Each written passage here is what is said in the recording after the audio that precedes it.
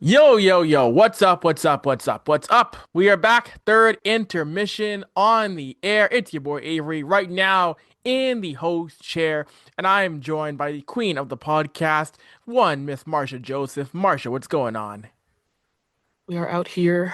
It is cold. It feels like Alberta. But what Yo, can you do? What can you do? But honestly, this is the time of year, Marsha, people try to say, "Oh, at least it's on some. At least in summertime. At least you can put more layers on to keep warm." Like I know. what? I know. Honestly, I'm one of those people. So I can't really say anything, but at least I complain whether it's too hot or it's too cold. So you can't come for me because I'll complain for both.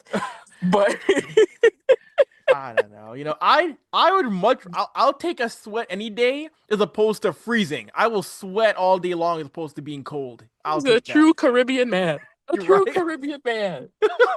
No, you cannot, yo. I would rather because y'all a little behind the scenes. For those who don't know, we were walking all day to the Black Hockey Summit. We were walking around in that hot Toronto sun in July, and I would take that. I would take that again than freezing. I'd rather take I that know. hot day in out in North York. This is true. This is true. But then when it's that, I'll be like, wow, I could go for a little bit of crisp air. And then when I get the crisp air, I'm like, wow, I miss the sun. So you really, this is why I like fall. This is why I like spring because you get a little bit of both. The winters and the summers, nah, okay, nah, I'm miserable. So, Oh goodness. Well, oh gosh. you know who else is miserable? The The Toronto Maple Leafs. Leafs.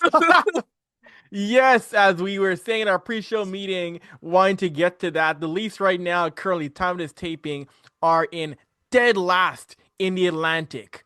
That's right. Boo. Boo.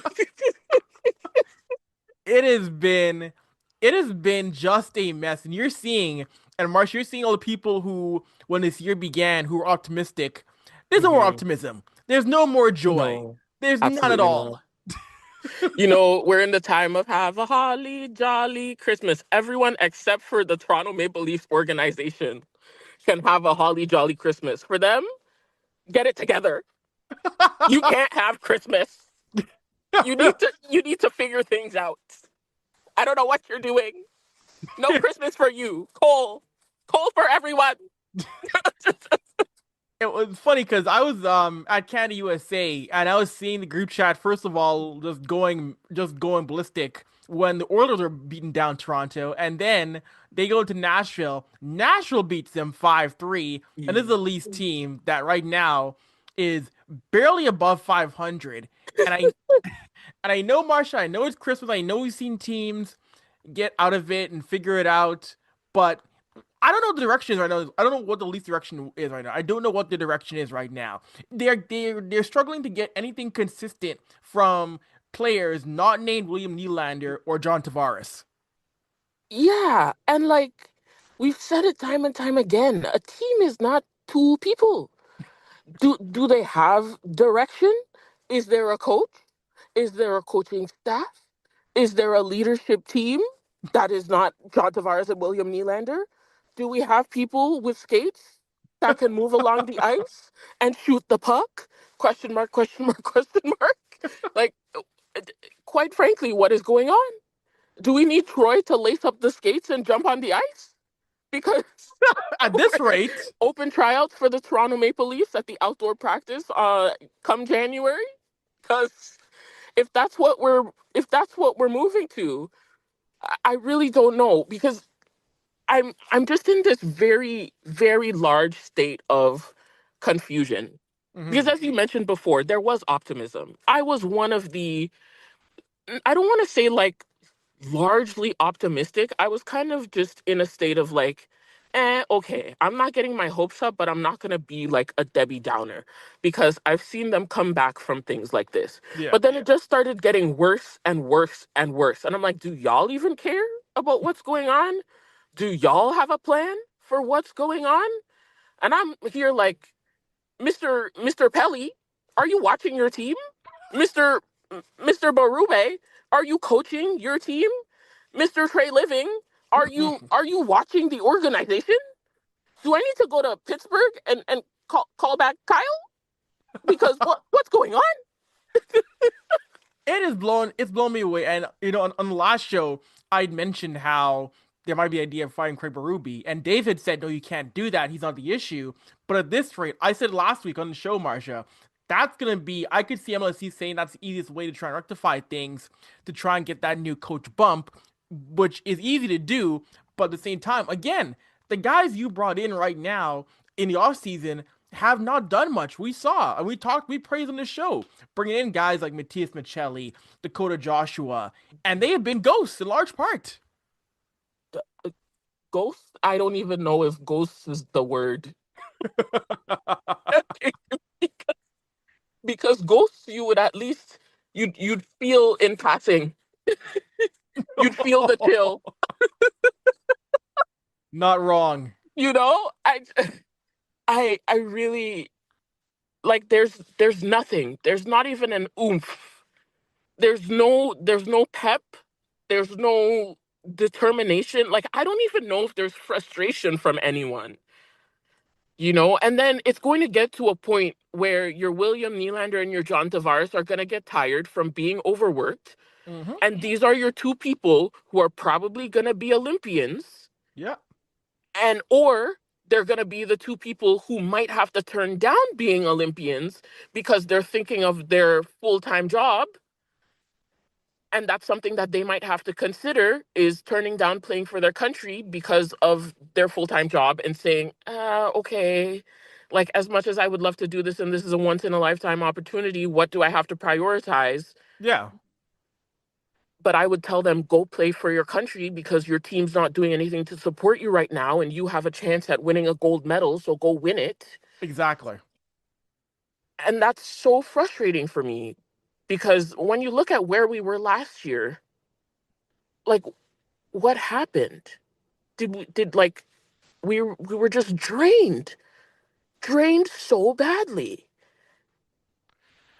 It is wild to see. And right now, when it comes to the playoff spots, Toronto sits 6 points back of the final playoff spot in the Eastern Conference, in the wild card spot. Actually, at least they're now 1 point ahead of Columbus, so not in the basement anymore. Good for being 1 point out of last place in the entire Eastern Conference, but they're 6 points back of New Jersey for a wild card spot, and in the Atlantic, they're 6 points back of Tampa Bay for a third. But the amount of games they're dropping, Marsha, and the games they've dropped to teams also inside their conference, there's ground to make up as well. Yeah, there's ground to make up, but will they do it? Is the question. And what will it take to get them there? You know? Yeah.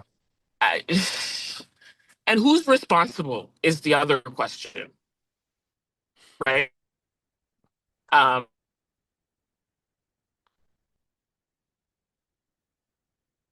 the first one that will kind of be to blame. Hmm. And I don't know. I don't know. There's a You know, lot of frustrated people.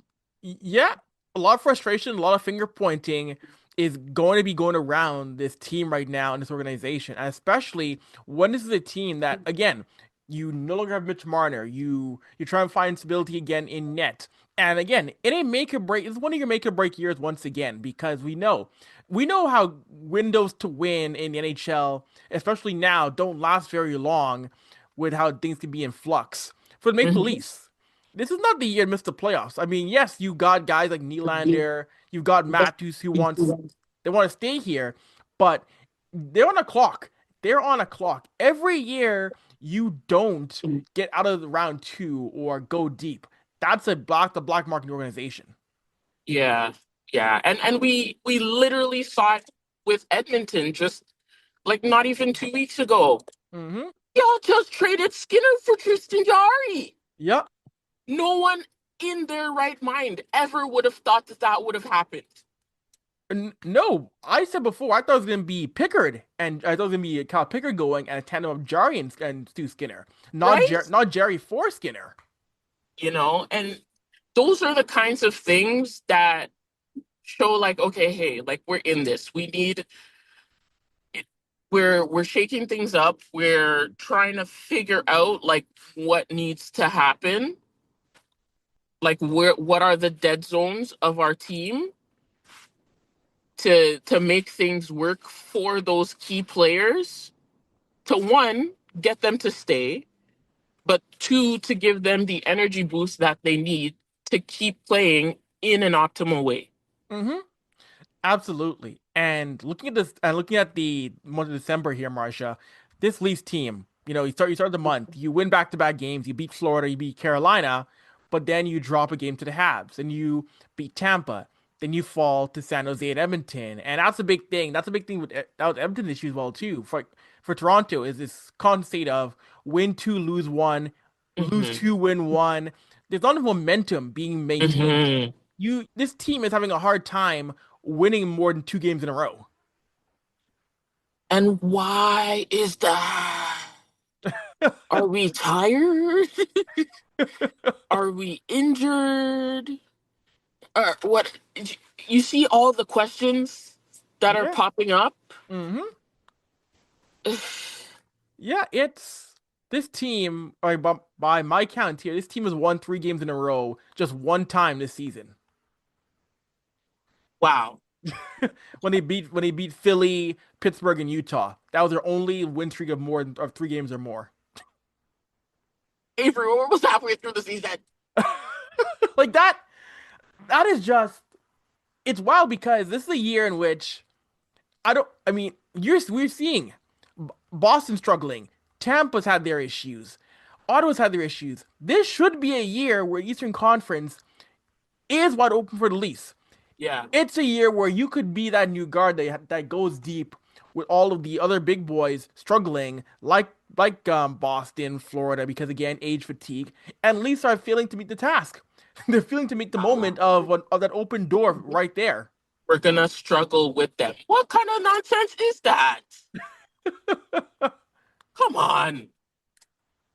Like it's it's amazing of all years in which you could do something in which those other Eastern teams are showing their age. They're showing because again, like I mentioned Florida, it's Yeah. tough to get back to a cup four times in a row, no Hmm. matter who you are. And you're seeing that showing with Florida.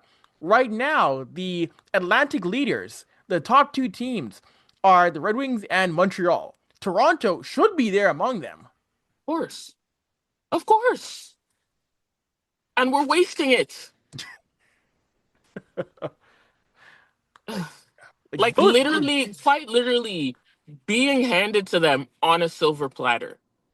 yeah. Like if this was the trajectory of last year, but with the way that this season has played out, oh my God, chef's kiss, like we would be at the top of the hill. Mm-hmm.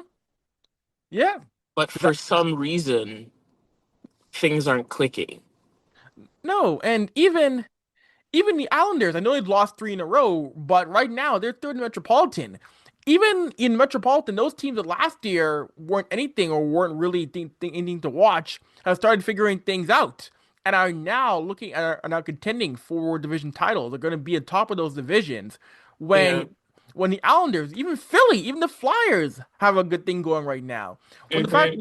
when the fact that the Leafs can't take advantage of that, and I just wonder at the trade deadline what's going to happen because I wonder who's going to be shipped out because this is a year in which you got to be smart about what you're going to do at the trade deadline day if you're the Maple Leafs. Yeah. And even thinking about that, like who has been in a position to really showcase themselves That's the thing. that they're worthy of being traded? Like that's the thing. Like God, it's easy. Again, it's easy to say, I mean, right in on my end, it's easy to say, you got to make some trades. But what other team wants what you have right now? That's the thing. Yeah. Yeah. And then it's gonna be a position where you're like you end up giving up so many pieces for such a small return, Hmm. when if you were in a year where you were playing like on a good level, you probably wouldn't have had to do that. No, Yeah. absolutely not. And oh, I cannot imagine this fan base if this continues and his team is selling and admitting defeat. Because I mean, I already saw Steve Dangle. Steve pretty much said, this year is done. I cannot imagine if we go into February and it's basically confirmed, yeah, this year's a wash. Wow. Yeah. I don't even know if I want to put that on my brain right now. I'm actually very surprised that going on Twitter, I haven't seen much of the chaos, all hell breaks loose. Hmm. Like I'm very grateful for that because I know it's out there. Yeah. But when it gets to that, because I know there will be people that will start bringing it up, especially as January rolls around. But it's not going to be good No. because this is literally like it's the Leafs literally like 10 years ago, like Leo Komarov, James Holy Van smokes. Riemsdyk. Like, I feel like that's the energy that we're playing with. That's what it appears like the days before this team got Austin Matthews and Mitch Marner back in, Yeah. the days of Peter Horchak running that Leafs team. Oh, Yikes. what the? Those are some dark. The best deal, the funniest parts about those times was the whole waffle situation back in the end days of Ron Wilson. Oh.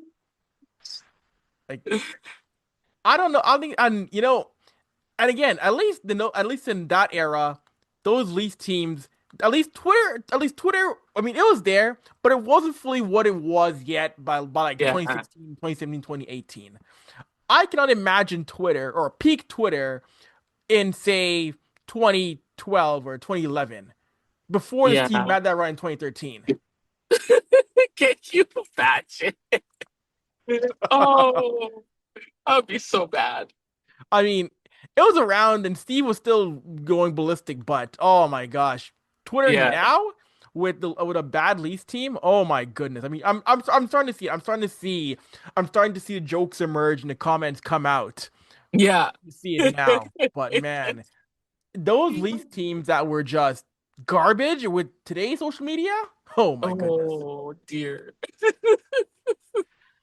It it would have been freaking hilarious, Marsha. It would have I been so know. funny. But I do and I so if this team does, if Doomsday comes and this team does move on from Craig Berube, is there someone in your mind you think that could fit in behind the bench that could be a good mid-season replacement for coaching? Do you think, Marsha?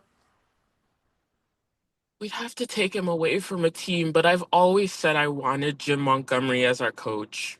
Mm. I've always said, like before Berube came in, I Yeah. always said that I wanted Montgomery as our coach.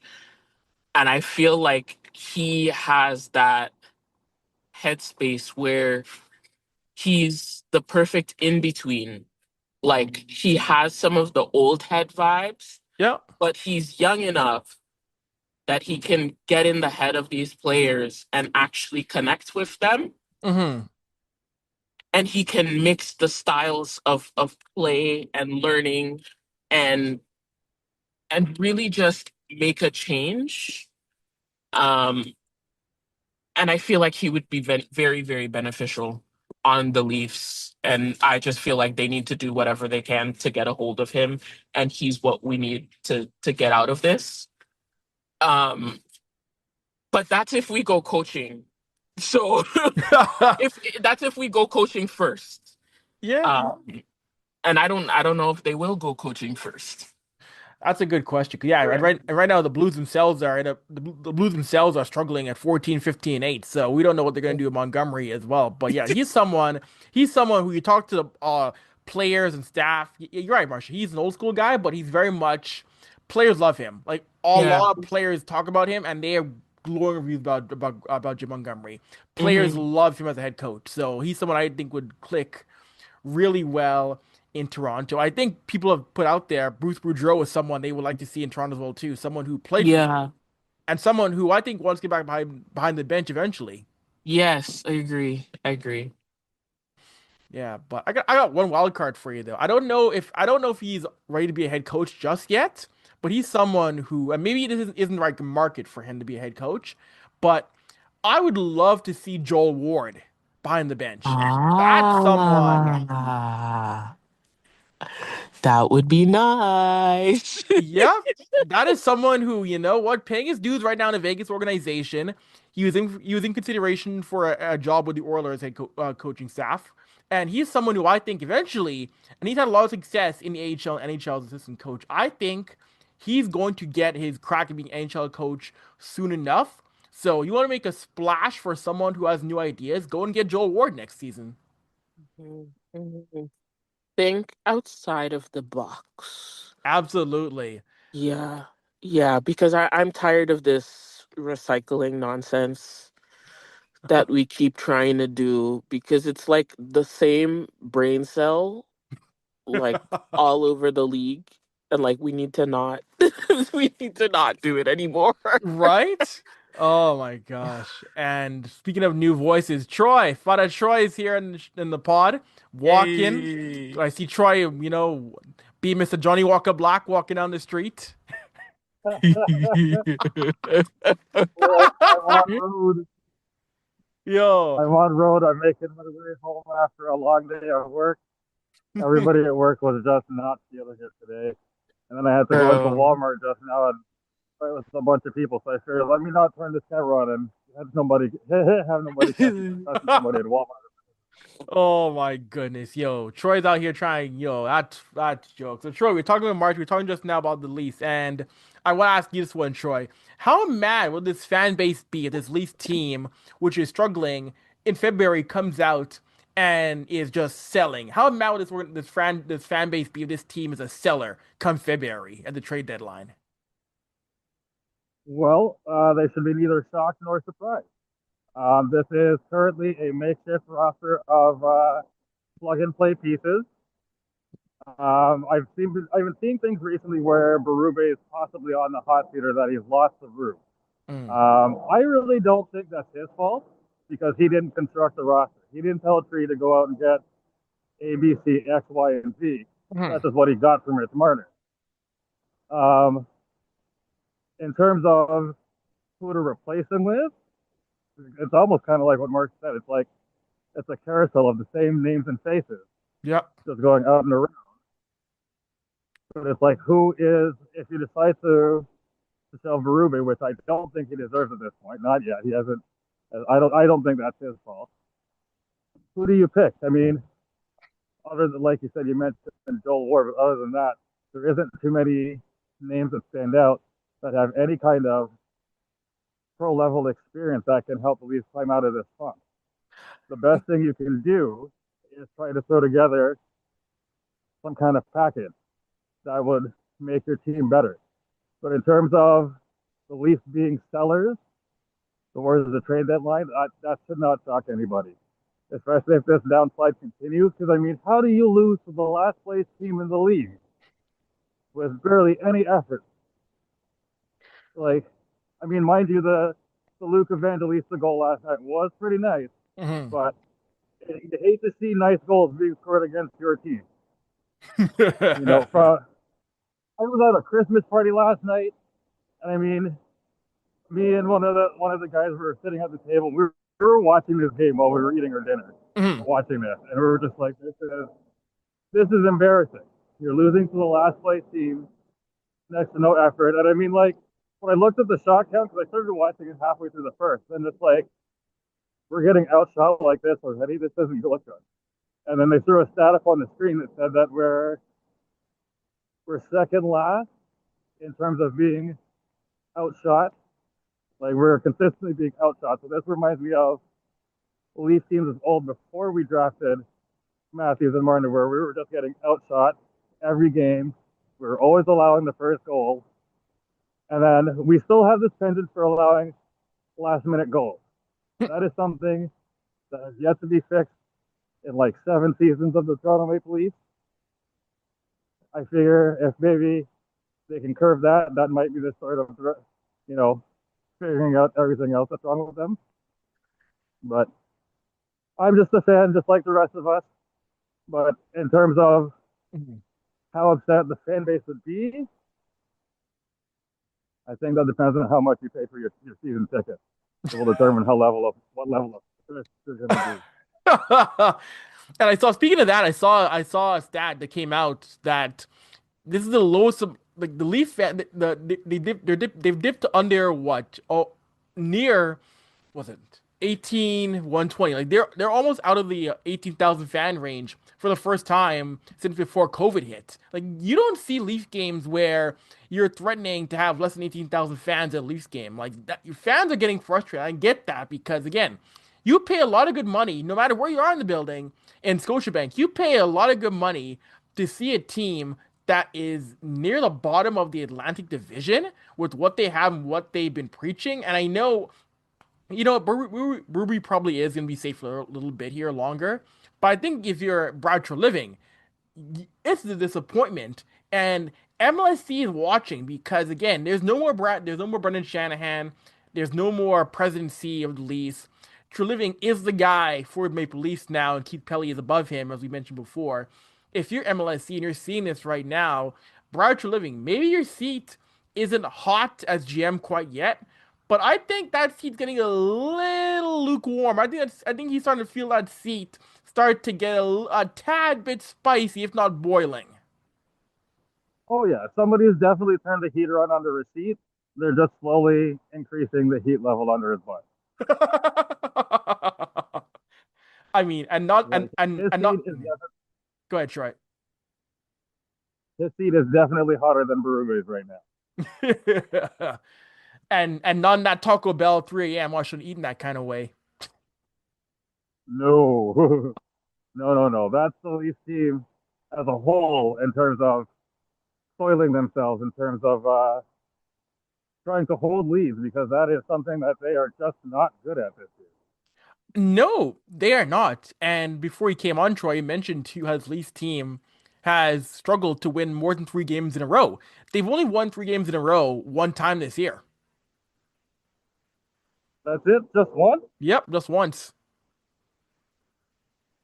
Oh, that is that's a bummer. Like Sad. an elite Just team, a sad. team that's supposed to be elite like this, you've only put together one 3 game win streak once, and the crappier teams around you have managed to do that more than you. Not a good look, man. Not a good look. Not for a team that's supposed to be continuous Stanley Cup contenders. Hmm. That is that is men's league stuff. Yeah. And yeah, they got a lot of 2 game win streaks and a lot of win one, lose one, win two, lose two, win one, lose three. Like that's been their thing. There's just no consistency in when it comes to maintain momentum after you win 2 games in a row. I don't know where all their mojo's gone. A lot of people, I guess, would be hard pressed to say that it all went out the window with Marner to Vegas. But like you do start to see the flaws in everybody's game. You know, like you can definitely see the defensive deficiencies in almost everybody. Hmm. The one pickup that has impressed me is Royce that Mm. he is considered diminutive by NHL standards because everybody's built like a tree.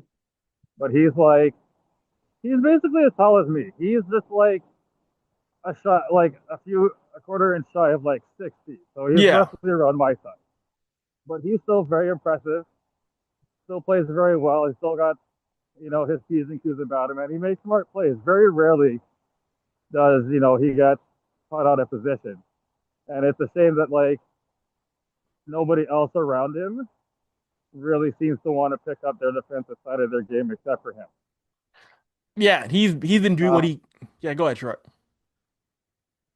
from the games that I've been able to see and the bits and pieces I've been able to watch this year, just because my work schedule has been insane. Hmm. Outside of Stetcher, I think Tavares. I think Tavares has really been the only consistent Maple Leaf for me.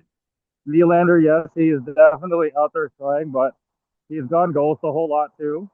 Hmm. Nyes, understandably, like he's been thrown around on different lines, so it's hard for him to find consistent chemistry with people.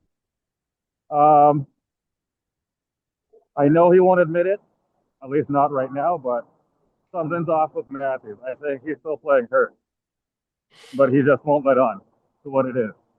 There's no power in his strength anymore. Um, I think he's I think he's looking for somebody that's more or less on his level to be his running mate because the wingers and stuff that he gets are just like I said, it's just plug and play pieces that they hope will work to generate offense, but none of that's working. I think a lot of that falls on him because he's not really generating the offense either. It's just kind of hope and go sort of thing. Exactly. Yeah, and Marsha, I'll ask you too. It's surprising to you how Austin Matthews has just struggled. I know Troy mentioned right there he might still be injured, but it is just jarring to see how Austin Matthews right now just cannot get his offense going. Yeah, I agree on the injury front, 100%. Um, I'm also surprised, um, but I'm surprised on the front that we were not just like taking the L and saying like, let's figure it out and get to. I keep saying figure it out, but like, let's just get him 100%. Hmm. And say like, okay, we're gonna do what we have to do. But I don't even think they can do that because without him, they're just like more of nothing. Yeah. Like with him on the ice, they have like some sort of semblance of accountability because there are people that are complaining that like, oh, where is he? He's not here. He's so absentee. He's being a terrible captain. John is more of a captain than he is, and John's not even the captain anymore. Blah blah blah blah blah. Because people just like saying words, Yeah. which is so frustrating. Um, but like, if you're watching this man play and you're like, yeah, he's healthy. He's just ass. There's something wrong with you. Yeah, I've seen a lot. I've seen a lot on the timeline. I'm seeing a lot of that. Oh, they should never give him the captaincy to Matthews. They should put it back on Tavares. I'm seeing a lot of those takes right now on social media. And I don't know. I don't know why. I don't know why. Like clearly, John doesn't care. Otherwise, John wouldn't have given it up. We Right? have to remember that. Like it was John's. If he full well could have said, "Yeah, no, don't want to give up the captaincy. Sorry, that's one of my stipulations of staying here." Hmm. Like you got to remember this is a seasoned guy and they want him to stay, so they're going to do what he wants to keep him here, right? Especially since he has a family here, he has young children here. He wants to stay. So like he's kind of in their wheelhouse, not them like I don't know. People make no sense. No, So, exactly. And yeah, it's people who are in large part speaking for John Tavares because again, I don't think all we know about John Tavares is that he wants to be in Toronto. yeah, Doesn't matter what he's doing. He wants to be a Maple Leaf. He could have a C, an A, have nothing on his jersey. Like he doesn't care. Like that's not a thing that he's ever indicated that he really cared about having. yeah, exactly. And I don't know like what the hate train is, but apart from it being like Mitchell is gone, they just needed someone else to fall back on. Hmm. So the people of this city are an interesting breed. I don't know. They are. And I'll say, going to my last point on the lease before we move on to our President's Trophy topic I put in the chat. I do want to say one thing that to me is just wild is we know that Joe Bowen's retiring from commentary after 44 season when this year ends, and he's still not going to every game on the road. He's still calling games from a studio. It's the man's last year on play-by-play. You should be having it all 82 games. What is this nonsense? Maple Leaf Sports and Entertainment being fun. Oh, Being so fun. that that is wild to me. I know we went into the bad place with media when it came to COVID because a lot of organizations say, "Oh, we can just do our remote broadcasts." But now we've gone Yeah. through it, and you're still not sending your crews on the road, Yeah. considering we know how broadcasts sound so much better when you're actually on location. And again, Hmm. the man's been news for 44 years. Yeah. Send him to all 82. Send him to as all his 82. last year. Actually, let me correct myself. Not Mm. MLSE. Bell. Bell. Strictly Bell. It's Being wild. weird. Yeah. Troy, how do you feel about Joe Bowen not calling all the games on location in his last year? That's called Maple Leaf Sports Entertainment being cheap, regardless of who owns them. Like he hasn't been on the road with them in several seasons now, and it's like how like if you don't want him as your play-by-play guy, tell him already. Like and don't yes don't pussyfoot around it. Just say you know what we're going in a different direction. This is what we expect from you. This is what's going happening going forward. This is X, Y, and Z. It is nice that they're giving him his flowers on his way out, but I Mhm. mean, if he really meant something to your franchise, pony up, put him on the road. Why is Yeah. he sitting at home trying to call games on the laptop and half the game he's missing because all you're watching is gambling ads? I mean, that's a whole different debate we can have in the show. But yeah, it's just I said it before, like for the record, active to me, when I see active players in gambling ads, it's like, what are we doing here? What are we doing here having active players and doing gambling ads? But they suspended that guy for half the season. Shane Pinto, yep. Yup. Come on. I it's like you you're saying yes. I mean, we already know you can't gamble on your own games, but having or you can't gamble in general in large part in different things, but to still allow active players to be in the gambling and no, shut it all down. Shut it all down. Not a single active player. I don't care who you are, if you're Matthews, McDavid, whoever. If you're still playing this league, you shall be allowed to be in a gambling ad. I'm sorry. You shouldn't be. 10 out of No, 10, man. definitely not. You said it. Was Yeah. that not a thing that they put in place after we first started seeing McDavid in these ads that no active player should be in any of these ads because of sending the wrong message? I thought they Yeah. tried to kibosh that.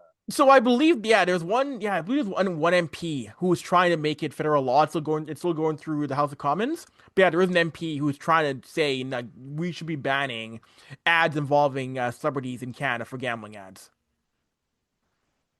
Yeah, because somebody's going to be like, well, Connor McDavid was doing it, so I'm just doing it, so it's his fault. It's the same guys who are blaming players when their fantasy things don't come through, right? So it's like Yeah, if you want to try and curb that kind of nonsensical behavior, like no, you shouldn't really need to get the MPs involved. All you do is you just add a tiny little caveat to the CBA, and that's it. hmm exactly, yeah, because again, whatever you want your retired guys in there, whatever, they're not playing, they're not part of teams. But yeah, like no active guy should be shilling parlays or be involved in single. Like, what are we doing here? What are we trying? What message are we sending here? That we have guys who are on rosters partaking in these advertisements. It's even Ridiculous. weird when the broadcast people do it. Like, even, like, not to throw in basketball, but sometimes, like, you're watching, even, like, just whether it's Sportsnet or TSN, and, like, in the middle of, like, a TV timeout or something, and Hmm they're like, and the DraftKings or the bet whatever picks of the thing, and then they go through, like, random picks. And I'm Yeah, like, this is weird. it's very This is weird. really weird. What are we doing? Yeah, like it's not storytelling, it's not stats, it's catering something to a very certain demographic that is very niche in this. I mean, I understand that, yes, I understand the money that it brings in, but a lot of people don't want to gamble, don't care about it, don't see a need for it. That audience should be listened to as well, too.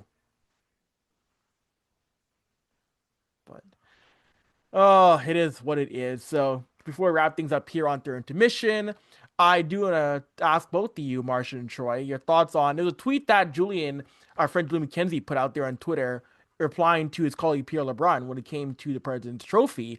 And Julian said that he feels like there should be more for winning the President's Trophy. There should be a more of a reward beyond just being home ice, getting home ice and being number one team, which I agree with.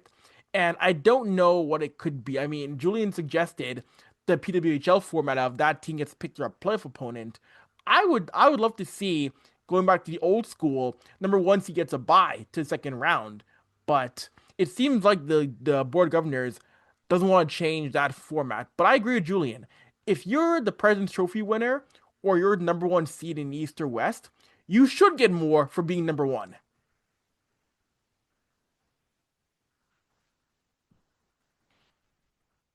I think if you're President's Trophy winner and you get the number one seed, Hmm. not only should you get home ice advantage, and I'm just spitballing here off the top of my head, Yeah. you should kind of do it like the PWHL, take the most of them. You Hmm. get to pick your opponent, you Yeah. know, and you can even go outside the box and be like, hey, I want to play that team that just missed out. Forget the wild card business. You can pick anybody you want, whether you made it or not. Let them pick it. That Give would be somebody a radical. chance. That would be interesting. That would be Or, very radical. or as the President's Trophy winner, you can flick the playoff format. You can keep it as it is, or go 1-8. Hmm. I mean, I that think would, those are two little interesting caveats that you can throw in there. I mean, mind you, it screws everybody else up, but that's what you get for not finishing first. I mean, that would be, I mean, for that team, it would be an actual reward. I mean, yeah, you're right, Troy. It would screw a lot of things up though, but that would be an actual real reward for being number one overall. That would be. Do you mean like a P-dub style, Troy? Yes, Okay, okay, okay. absolutely. Yeah. No, I just want to Yeah. clarify. I didn't like fully hear it, so I just wanted to clarify. But no, that why the hell not?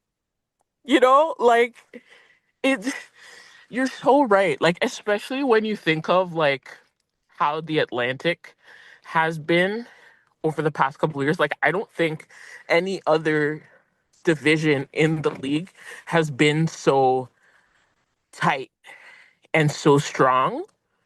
Um, that like everyone that you face is just so sucky that there isn't really a high value worth to winning what you win. Mm-hmm. Um, that when you get there, it's kind of like, okay, great, yeah, I won a trophy. Now I'm gonna go face like the next best team. So what was it all for?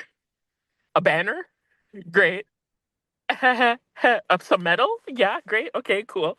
For me to get eliminated in the first round or so. Um, so yeah, like he makes a fair point. Like what else is there? Like what is the benefit? Because sometimes even having home ice is nothing. Mm-hmm.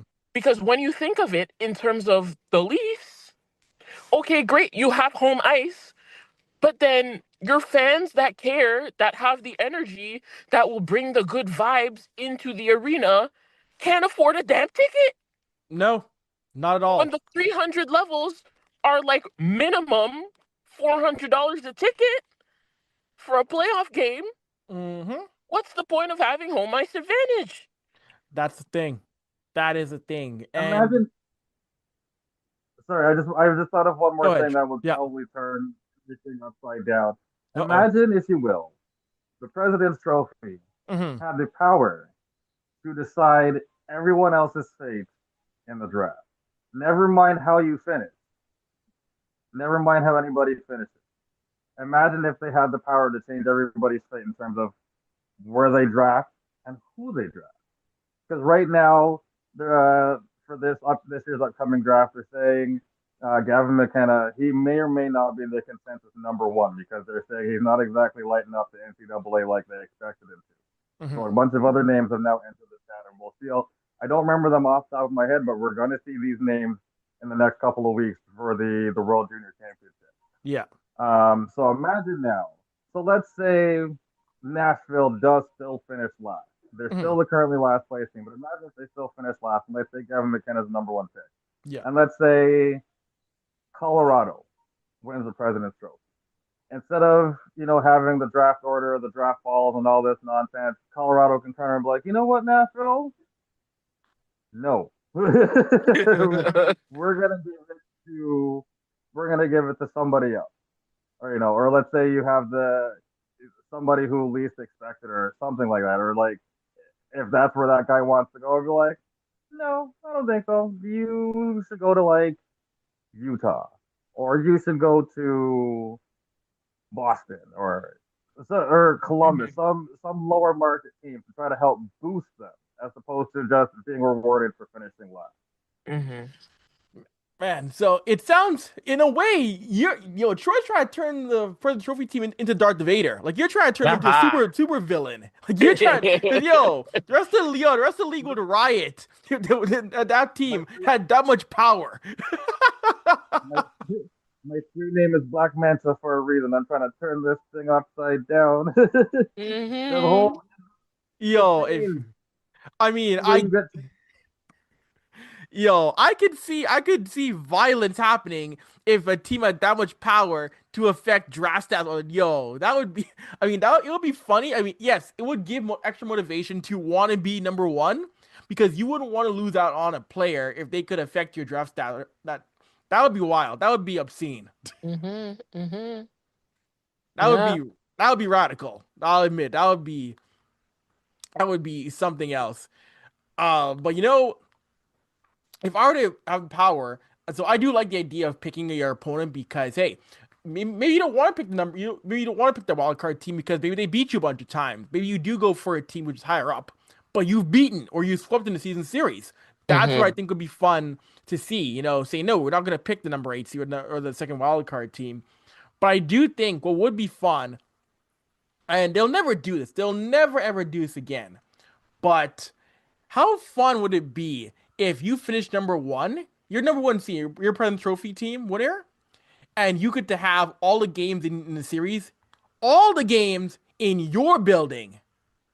Um, The ultimate advantage. Every game is in your building.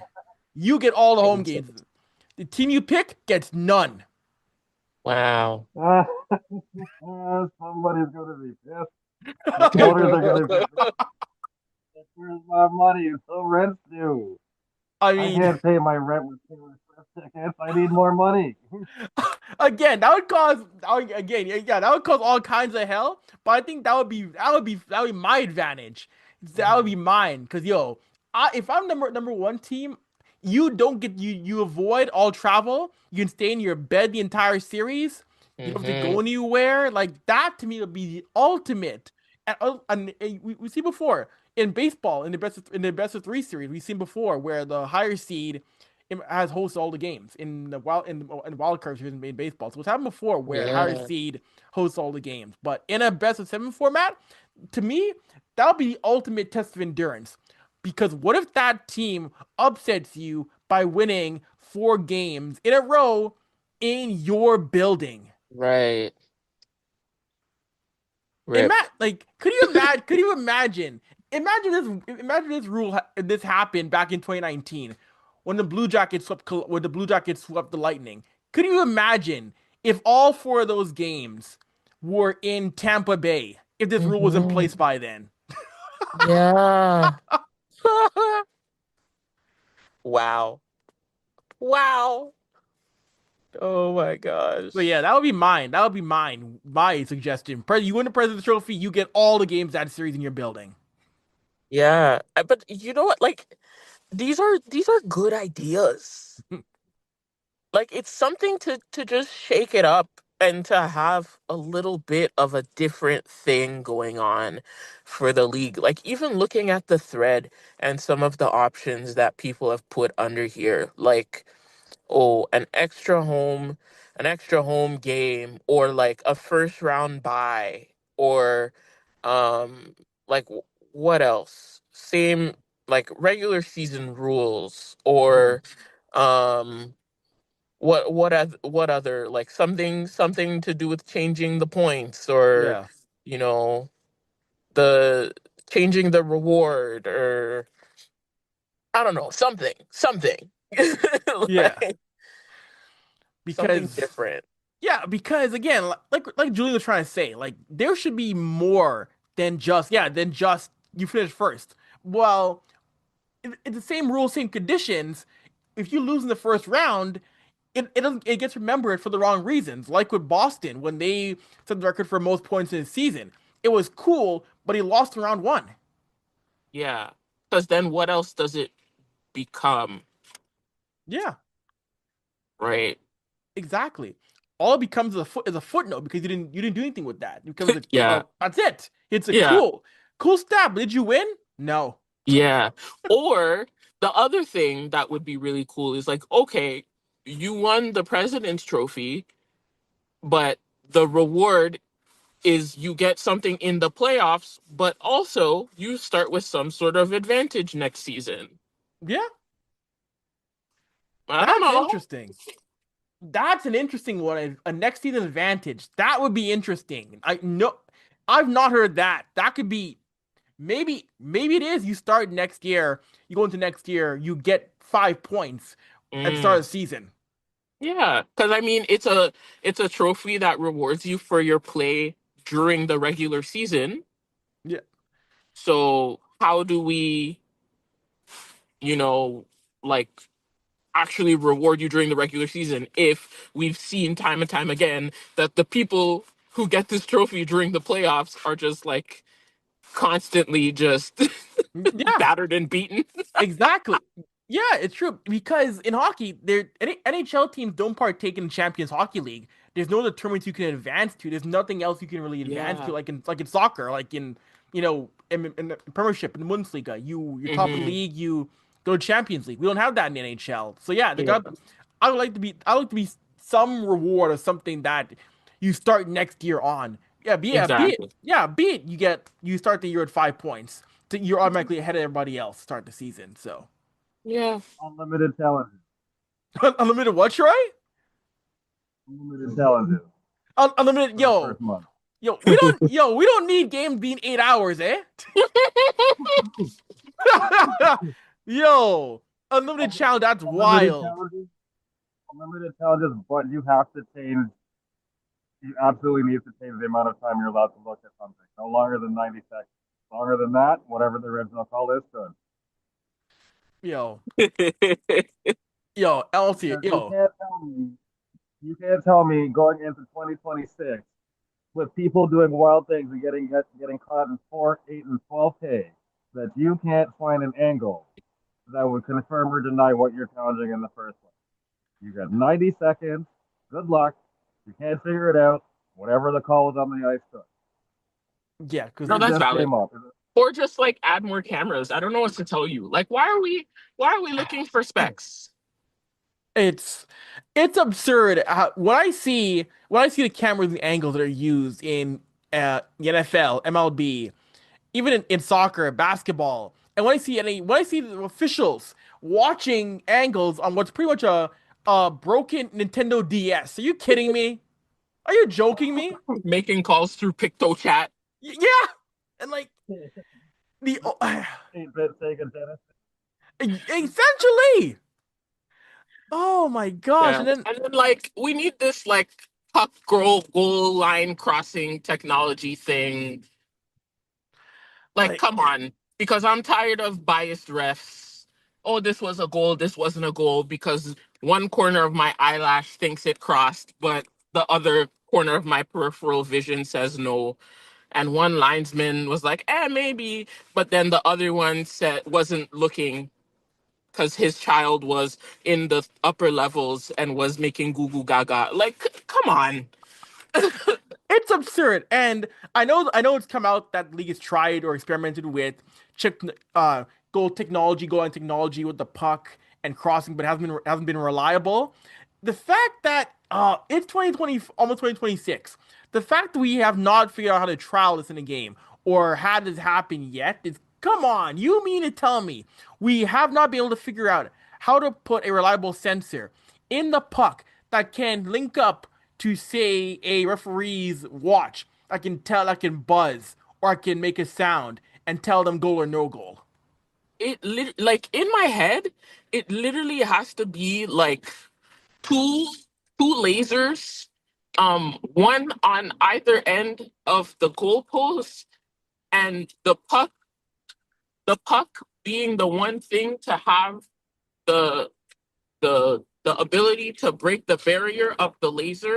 And Yes. then when that crosses that barrier, something on the referees, all four are both referees and both linesmen, that Hmm. buzzes, and then something flashes on both coaches' iPads, Yes. and it's a simultaneous thing. Like it has to, it's so simple. Exactly. Because It that'd doesn't be have to be something. this super elaborate thing where you break the innerness of the rubber of the puck to insert like a it doesn't have to be that crazy. No. We're not in 2045. Like no. Yeah, like you mean to tell me every other sport has had some level of figuring it out? You mean to tell me that tennis has had Hawkeye for almost over 25 years? They've had that sorted out to sort out calls from the umpire and players. But Yeah. hockey, the sport that people forget, hockey is one of the first sports that had consistent video replay. They had replay back in the early 90s. You Hmm. mean to tell me in the 35-ish years from installation of video replay to now that we still can't figure out what a goal or a goal is? I don't understand. Blows me It doesn't away. make sense to me. I don't believe it. I refuse to believe it. It's because they don't want it. They want the wishy-washiness of a Yeah, person being able to make that decision. That's the only thing that makes sense in my head. no.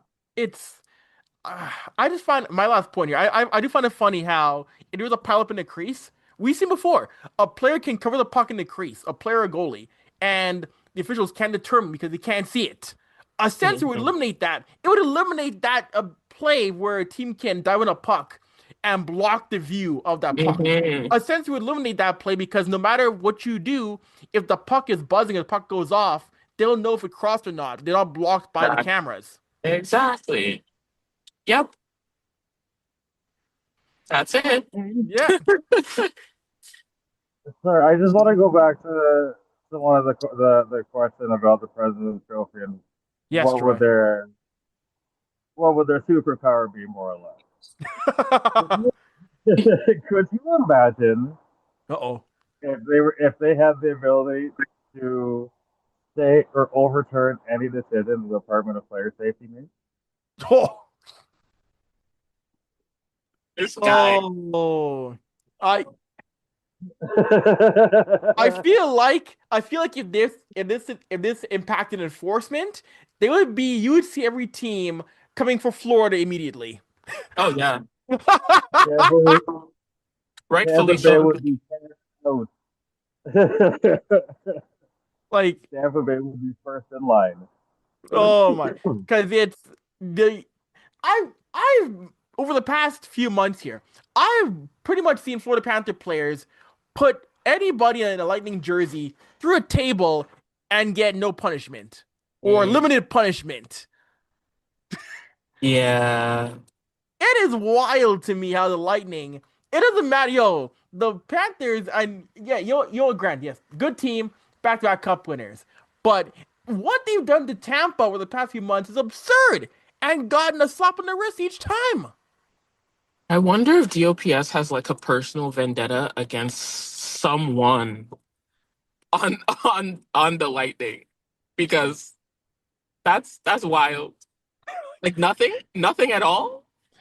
Like Brandon Hagel gets dummied, and what? Not or minimal a fine? Nothing really Yeah, substantial. please. Anyone else? Anyone else? Them and their dog. A I million year suspension. I don't know. It's and you know what? Florida embraces being that villain. Good for them. But every other market has had enough of Florida. Like every other Yeah. market in the league, it's like you're seeing now other teams or other fan bases banding together, hoping someone knocks them off this year. Yeah. Yeah. And the fact that like none of them are tried as repeat offenders is like it blows my mind. I I I mean, on this show, we've talked about George Paris a lot on this show in terms of rulings and what he's done. But again, I just don't get. I don't understand how he is still in that role as head of the Department of Players Safety. I Yeah, don't understand it. yeah. But the question is like, who's next?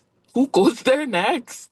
I I've thought before for a long time that that role should be handled by a skilled player more often. I feel that Paul Correa should be that guy if he wants it. Mm, yeah, yeah, I could see that. Yeah, because that's someone who wants the game to be safer. No, was impacted by dirty hits in his career. Yeah, Had a career shortened by dirty plays, and that's someone who I think would be a great ambassador, so uh, a great eye to know what should be called, what shouldn't be called if he wants that role. yeah, and would come up with a structure, I feel. Hmm. Yep. Yep, there should be a template. It should not be. And I think we can all agree it's wild to see how a player gets 2 games, and then this player gets 3 games, and this player gets 1 game. Like, It's explain to thoughts me, and killings. explain to me what your reasoning is, or explain to me, like, yeah, or like there should be a system, or There this is is nothing. that this is 2 games, this is It four depends games. on what he had for breakfast. Essentially, Troy, I swear this man probably if you like this man goes up to a dartboard, puts a blindfold on, spins around 5 times and says, "Here we go," and fires away at the dartboard. Pretty much. Because there's no rhyme or reason. There's no consistency. He just looks at it and he goes, "Yeah, this number seems." And I really feel like he is biased because I mean, like we're all saying, like they're consistently inconsistent, Mm, and there needs to be a little more of an explanation as to why player A can do the exact same thing as player B, but player B gets the worst punishment out of the two. No, it is just silly. But with that being said, we're gonna wrap things up here on third intermission. Gotta thank Troy and Marsha for being in the cut here. We'll be back next week with more to come. I'm Avery, and as always, mind your business, drink your water, and thank you for allowing us a great space in between your head top. We are out of here. Juices.